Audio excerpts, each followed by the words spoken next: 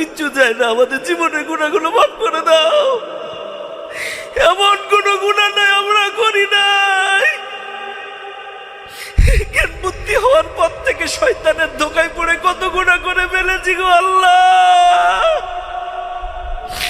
এই হাত দিয়ে, এই চোখ দিয়ে, এই পাও দিয়ে এমন কোনো গুনাহ নাই আমরা করি নাই। আল্লাহ, তুমি মাফ না করলে কবরের আযাব সহ্য করতে পারবো না। তুমি যদি মাফ না করো জাহান্নামের আগুন সহ্য করতে পারবো না। আল্লাহ, আমাদেরকে তুমি মাফ করে দাও। কদরের উসিলায় তুমি মাফ করে দাও, রমাদানের উসিলায় তুমি মাফ করে দাও।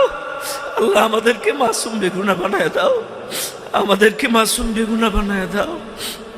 রব্বুল আলামিন, আমাদেরকে জান্নাতে যাওয়ার উপযুক্ত আমল তুমি করায় নাও।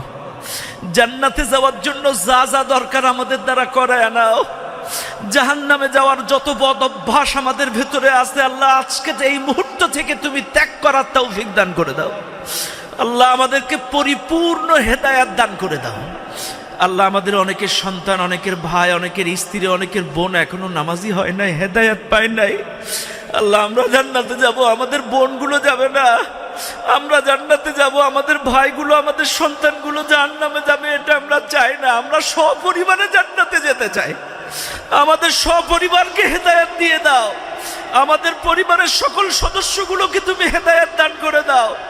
আমাদের পরিবারের সকল সদস্যগুলোকে তুমি নামাজি, দিনদার, মুত্তাকি বানায়া দাও।